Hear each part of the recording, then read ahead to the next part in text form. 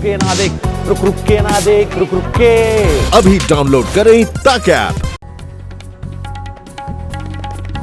नमस्कार, आप देख रहे हैं आज तक। आपके साथ मैं हूं सईद अंसारी। कल से यानी कि सोमवार से हमारे देश में अनलॉक 1 यानी कि कोरोना से जुड़ी पाबंदियों में ढील की एक नई शुरुआत हो रही है। राजस्थान की गहलोत सरकार पहले से ही पाबंदियां हटाने, लॉकडाउन खोलने की वकालत करती रही है। अब जब कल से इसकी शुरुआत हो रही है तो राजस्थान सरकार की तैयारियां किस तरह की हैं, कोरोना संक्रमण की रोकथाम और अर्थव्यवस्था को रफ्तार देना, इन दोनों पहलुओं पर गहलोत सरकार कैसे तालमेल बैठाएगी, इन सवालों के अलावा तमाम सवालों के जवाब के लिए इस वक्त हमारे साथ राजस्थान के डिप्टी सीएम सचिन पायलट जी जुड़ चुके हैं। सचिन जी, बहुत धन्यवाद आज तक से बातचीत करने के लिए। क्या प्लान है सचिन जी राजस्थान में कल से आपका? कल केंद्र सरकार ने कुछ गाइडलाइंस इश्यू की हैं और इसको अनलॉकिंग की जो प्रक्रिया है उसको आगे बढ़ाया है। तो प्रदेश की सरकार भी इसमें कुछ संशोधन कर अपनी गाइडलाइंस हम लोग जारी करेंगे। और मैं ऐसा मानता हूं कि लॉकडाउन को जब हम खोल रहे हैं तो हमें और अधिक सावधानी से करना पड़ेगा। जो भी रियायत हम दे रहे हैं ट्रांसपोर्टेशन में, लोगों के मूवमेंट में, शहरों के अंदर, उसको बहुत सावधानी से और बहुत कैलिब्रेटेड तरीके से करना पड़ेगा। हम चाहते हैं कि अर्थव्यवस्था वापस आए, लेकिन जैसा आप खुद जानते हैं कि संक्रमण पूरे देश प्रदेश में लगातार बढ़ रहा है। ऐसा नहीं है कि हम पीक पर आ गए हैं, इसलिए हमें लगातार इसको कंटेन करने की जो हमारी मुहिम है उसको कमजोर नहीं होने देना है। लॉकडाउन खुले भी, गांव में, शहरों में लोग वापस काम पर आए, अर्थव्यवस्था दोबारा जीवित हो, लेकिन संक्रमण और फैले ये हम लोग, मैं समझता हूँ इसको हम अलाउ नहीं कर सकते हैं। और आने वाले जो कुछ हफ्ते हैं बहुत ज्यादा सावधानी से करना पड़ेगा। हमारी सरकार ने टेस्टिंग पर ध्यान ज्यादा फोकस किया है। हमारा फोकस है कि हम 25,000 टेस्ट रोज करें। सबसे आसान तो ये है कि आप टेस्ट ही मत करिए तो आपके पॉजिटिव पेशेंट्स ही नहीं आएंगे और अच्छी सबको खबरें लगेंगी, लेकिन लॉन्ग टर्म के लिए टेस्ट करके, आइसोलेट करके, ट्रीट करके लोगों को ठीक करेंगे, वही इस समस्या का समाधान है। सचिन जी, सबसे बड़ी चुनौती यही है जिसका जिक्र आप यहाँ पर कर रहे हैं कि एक तो लॉकडाउन खोलना है, गतिविधियां चालू करनी है, जीवन को पटरी पर लाना है, और दूसरा अपने आप को, प्रदेश को, देश को बचाना भी है। लेकिन कुछ तो आप इस वक्त बताइए, क्योंकि राजस्थान का व्यक्ति ये जानना चाहता है आज आपसे कि आप क्या क्या खोल रहे हैं, किस तरह से खोल रहे हैं। देखिए, जो रियायत दी गई हैं, जो ग्रीन जोन्स हैं, जो ऑरेंज जोन्स हैं और जो रेड जोन्स के अंदर भी इलाके जो जिसको हम फ्री कर सकते हैं, हम फ्री करेंगे। इंटरस्टेट और स्टेट, जिले से जिले जाने में कोई पाबंदी नहीं है। जो कर्फ्यू भारत सरकार ने दिया है वो यहाँ पर भी हम लोग रात को मेंटेन करे हुए हैं। और हम लोगों ने ग्रामीण क्षेत्र में पूरी छूट दी है। कृषि पे लोग काम कर रहे हैं, मंडियों में सामान बेच रहे हैं, और जो फैक्ट्रियां शहरों के बाहर हैं वहां पर सारा काम हो रहा है, लेकिन सोशल डिस्टेंसिंग और हाइजीन मेंटेन करके हम आगे बढ़ना चाहते हैं। और जिन चीजों पर पाबंदी लगाई गई है, जैसे मेट्रो पर पाबंदी लगाई गई है, भारत सरकार ने लगाई है, उसका हम लोग सम्मान करेंगे। लेकिन हम चाहते हैं कि हम जो छूट दें उसमें लोग इसको अति उत्साह में संक्रमण फैलाने की दिशा में ना बढ़ जाएं। और मेरा सबसे बड़ा कंसर्न ये है कि गांव में ये नहीं पहुंचना चाहिए। अभी तक शहरों तक सीमित है, ज्यादा जो हमारे हॉटस्पॉट्स हैं वो शहरों तक हैं। कुछ अब क्योंकि प्रवासी श्रमिक जो मजदूर वापस भी आए हैं राजस्थान में, वो क्वारंटाइन के अंदर है, फिर भी कुछ खबरें आ रही हैं कि गाँव में इन्फेक्शन थोड़े बहुत फैल रहे हैं। इसको हमें पूरी तरह एक एहतियात हम लोगों ने दी है कि एक स्टैंडर्ड ऑपरेटिंग प्रोसीजर बनाया है, क्वारंटाइन लोगों को की है, और गांव के अंदर भी जो छोटा मोटा व्यवसाय है उसको लोग खोल सकते हैं, लेकिन हर दुकान पे लिमिटेड लोग जाएं, डिस्टेंस मेंटेन कर रखें, और जो समय सीमा निर्धारित की गई है उसका पालन लोग करें। सचिन जी, देश भर में अगर सबसे ज्यादा कोई प्रभावित हुआ तो वो हमारे श्रमिक हुए।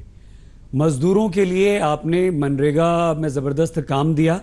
राजस्थान सरकार की, आपकी इस बारे में तारीफ हो रही है, लेकिन आपने वर्किंग आवर्स भी कम करने की बात कही है जी। क्या ये योजना है आपके मजदूरों के लिए? देखिए, 17 अप्रैल को जब लॉकडाउन की खुलने की बात हुई थी, तब मैंने जब मीटिंग ली, राजस्थान में उस समय सिर्फ 62,000 लोग नरेगा से रोजगार पा रहे थे।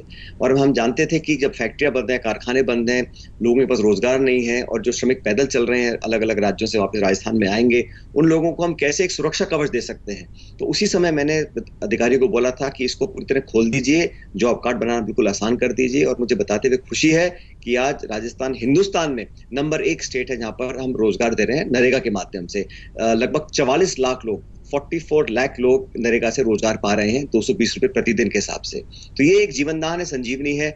और मैं हमेशा कहता हूं कि जब तक सबसे गरीब लोगों के हाथ में पैसा नहीं आएगा तो जो डिमांड है, जो कंजम्पशन है, वो बढ़ नहीं सकता। और जब तक डिमांड नहीं बढ़ेगी हमारी अर्थव्यवस्था में, तब तक हम इकोनॉमी में जो प्रोडक्शन है, मैन्युफैक्चरिंग है, फैक्ट्रीज हैं, वो पूरी क्षमता से काम नहीं कर सकती हैं। इसलिए लोगों को रोजगार मिले, और जो हमने यहाँ प्लान बनाया राजस्थान के अंदर, जो अनस्किल्ड हैं वो नरेगा में काम करेंगे। हमने एक इलेक्ट्रॉनिक एक्सचेंज बनाया है एम्प्लॉयमेंट के लिए, श्रमिक आ रहे हैं जिसके पास जो स्किल्स हैं, किस फैक्ट्री में लोग कहाँ, उनको हम यूटिलाइज कर सकते हैं, उसका एक पूरा डेटाबेस तैयार कर रहे हैं। उनको रीट्रेनिंग भी देंगे, उनको रीस्किलिंग भी करेंगे, ताकि वो, जैसे जो महाराष्ट्र से आ रहा है, गुजरात से आ रहा है, किसी फैक्ट्री में काम करते थे, आज राजस्थान में अगर उसी उद्योग की कुछ और फैक्ट्रियां हैं तो वहां उनका हम संपर्क साध रहे हैं, ताकि इंडस्ट्रियलिस्ट, कारखाने मालिक और जो स्किल्ड लेबर है उनको हम मैच करा के वहां उनका डेटा प्रोवाइड कर सकें। मिडिल क्लास आपने, ठीक है, श्रमिकों के लिए तो कर दिया, आप भीषण गर्मी में उनसे कम घंटे काम करवाने की भी कोशिश कर रहे हैं, बहुत अच्छी बात है सचिन जी। लेकिन जो मिडिल क्लास है, लोअर मिडिल क्लास है, वो भी कम प्रभावित नहीं है, बहुत नुकसान हुआ है उसके लिए योजना। देखिए, मिडिल क्लास के जो हमारे प्रोफेशनल्स हैं, जो नौकरी पेशा लोग हैं, क्योंकि अर्थव्यवस्था लॉकडाउन से और कोरोना से पहले भी बहुत लचर थी, अब उस पर डबल इम्पैक्ट पड़ा है। तो इसको पुनर्जीवित करने के लिए भी वैकल्पिक हमें उपाय सोचने पड़ेंगे। जो पहले प्रोफेशंस थे, जो कंपनियां हैं जो एम्प्लॉयज की छटनी कर रहे हैं, तो अलग अलग जो आईटी सर्विस हैं या अलग इंडस्ट्रीज को हमको एक्सप्लोर करना पड़ेगा। मिडिल क्लास के लिए मैं समझता हूँ बहुत दिक्कत है, बहुत समस्या है, क्योंकि उनका जो ईएमआई है या रोज के खर्चे हैं, नौकरी में अगर तनख्वाह में कटौती हो रही है तो उस दिक्कत का सामना करना पड़ेगा। लेकिन मुझे लगता है कि इस चुनौती का हम उपयोग कर सकते हैं एज एन अपॉर्चुनिटी, क्योंकि एक पेंट अप डिमांड है। तो नए उद्योग में नए रोजगार मिलेंगे, लोग बहुत जल्द 2-3-6 महीने में ट्रेनिंग कर नए अपॉर्चुनिटीज तलाश कर सकते हैं। स्टेट गवर्नमेंट की तरफ से पूरा सहयोग हम करेंगे, चाहे यंग ग्रेजुएट्स हैं या जो लोग पहले काम कर चुके हैं। काउंसलिंग हम लोग दे रहे हैं, लेबर मार्केट में हमने कुछ बात की है, ताकि लोग जो क्वालिफाइड लोग हैं वो अपनी क्षमता के आधार पर रोजगार ढूंढ सकें। लेकिन इसमें समय लगेगा, ये मैं कहूँ कि बहुत आसानी से हम कर पाएंगे ऐसा नहीं है, लेकिन पूरी ताकत के साथ, पूरी शिद्दत के साथ हम लोग उनकी मदद करेंगे, ताकि दोबारा अपने पैरों पर वो सब परिवार खड़े हो सकें। सचिन जी, कोरोना के संकट काल में आप पर उत्तर प्रदेश की सरकार ने गंभीर आरोप भी लगा दिए कोटा के छात्रों को लेकर और उनके किराए को लेकर। आपको लगता है कि ऐसे में जब आप मजदूरों के काम करने के घंटों में कमी के लिए पत्र लिख रहे हैं वित्त मंत्री को, क्या राजनीति कहीं ना कहीं इन आपकी प्राथमिकता और योजनाओं को प्रभावित करेगी? बड़ा अनफॉर्चुनेट है, बिकॉज हमने जो चिट्ठी लिखी आज, क्योंकि यहाँ राजस्थान में कई जगहों पे 50 डिग्री टेम्परेचर है, रेड अलर्ट घोषित किया है वेदर डिपार्टमेंट ने, तो हमने तो पहले ही सुबह 6 बजे से दोपहर के 1 बजे तक काम करने का लोगों का रियायत दी थी। हम चाहते हैं उसको 11 या 12 बजे तक करते हैं, ताकि लोग भीषण गर्मी में उस गर्मी का शिकार ना हो जाए। यहाँ तक आप बात करें उत्तर प्रदेश सरकार की, देखिए कोटा में जो बच्चे यहाँ फंसे हुए थे, अलग अलग राज्य सरकारों ने परमिशन मांगी और केंद्र सरकार से बात करने के बाद वो अपने अपने घरों में गए, ट्रेनों से गए, बसों से गए हैं। लेकिन जब किसी सरकार की मदद करने के लिए कोई व्यक्ति, कोई संगठन, कोई पॉलिटिकल पार्टी सामने आती है, तो सरकार सुझाव या मदद देने से छोटी नहीं बन जाती है। अगर प्रियंका गांधी जी ने या कांग्रेस पार्टी ने 1000 बसों का ऑफर दिया यूपी सरकार को लेने का, तो जानबूझ के अड़चने पैदा कर उस काम को ना करना, मैं समझता हूँ वो इस चुनौतीपूर्ण समय में। कोटा के छात्रों को लेकर तो आरोप आप पे ये भी लग रहा है ना कि आपने भी पैसे वसूल किए, आपने भी किराया लिया यूपी सरकार से। अंसारी साहब, हमने किसी बिल नहीं मांगा, वो बसें भेजी गई थी यहाँ पर, क्योंकि बसें कम पड़ गई थी, तो कॉर्पोरेशन टू कॉर्पोरेशन एक एग्रीमेंट होता है दोनों का, जो ट्रांसपोर्ट कॉर्पोरेशन है यूपी का, ट्रांसपोर्ट कॉर्पोरेशन है राजस्थान का। हमने बिल किसी से नहीं मांगा, हमारी बस वहां जाती है तो वो तेल भरवा देते हैं, उनकी बस यहाँ आती है तो हम तेल भरवा देते हैं। तो आपस में हमेशा चलता रहता है, कोई विशेष किसी से बिल मांगकर किसी को तंग करने की बदनीयती से हमने काम नहीं किया। हमने तो सब ट्रेनों और बसों को अपने यहाँ से चलाया है, बंगाल, महाराष्ट्र, गुजरात, जहां ट्रेनें गई हैं सरकार ने खर्चा वहन किया है। आज जरूरत इस बात की है, अभी भी एक देशव्यापी नीति कोई सरकार ने बनाई नहीं श्रमिकों के आवागमन के लिए। अगर 2 महीने पहले आप डिक्टेट करते कि ये प्रोटोकॉल रहेंगे, ये बसें ट्रेन चलेंगी, देशव्यापी एक नीति बनती श्रमिकों के आने जाने के लिए, तो ये कंफ्यूजन पैदा ही नहीं होता।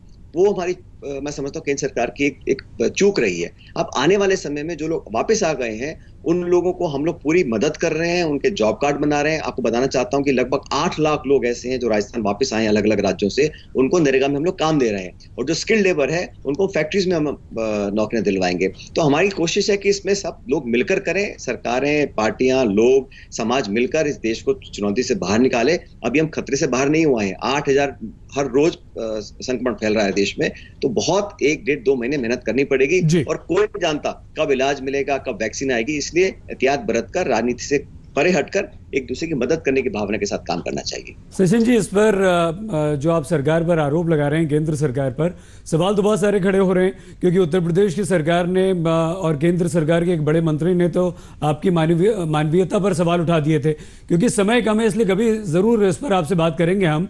लेकिन एक और गंभीर समस्या है, एक ही हमारा देश, एक देश में रहकर भी राज्य आपस में आरोप प्रत्यारोप कर रहे हैं, एक दूसरे को आने जाने पर रोक रहे हैं, सीमाएं सील कर रहे हैं। कल से सब खुल जाएगा। राजस्थान में क्या आप यह आश्वासन दे सकते हैं कि देश के किसी भी राज्य का कोई नागरिक अगर जाता है तो सचिन जी उसे तंग नहीं किया जाएगा? बिल्कुल भी नहीं। देश का नागरिक, चाहे वो मराठी हो, गुजराती हो, कश्मीरी हो, राजस्थानी हो, हमारे देश का नागरिक है। सब बराबर के नागरिक हैं। सबका मान सम्मान, मदद करना हमारा दायित्व है, हमारी संवैधानिक जिम्मेदारी भी है। इसलिए हर एक का मान सम्मान के साथ उसकी पूरी मदद की जाएगी, चाहे वो प्रवासी राजस्थान का हो, कहीं और का हो। हमारी सरकार ने खुले मन से खुले दरवाजे रखे हैं। हर व्यक्ति की संपूर्ण सहायता करेंगे, परिवार सहित उसको खाने पीने रहने का इंतजाम हम लोग कर रहे हैं और भी करेंगे। और ऐसी भावना मैं समझता हूं बाकी अन्य राज्यों को भी रखनी चाहिए, ताकि हम सब एक उदाहरण पेश कर सके दुनिया के सामने कि संकट के समय में भी पूरा देश एकजुट रहा। बहुत धन्यवाद सचिन पायलट जी, आज तक से बातचीत करने के लिए। राजस्थान के उप मुख्यमंत्री सचिन पायलट। और बस अब से कुछ ही देर में देखिए बीजेपी अध्यक्ष जेपी नड्डा का एक्सक्लूसिव इंटरव्यू। नमस्कार, मैं हूं अंजना ओम कश्यप। हमें उम्मीद है ये वीडियो आपको पसंद आया होगा। लेटेस्ट खबरों के लिए यूं ही देखते रहिए आज तक, और इस वीडियो के पसंद आने पर लाइक, शेयर एंड सब्सक्राइब करना ना भूलें।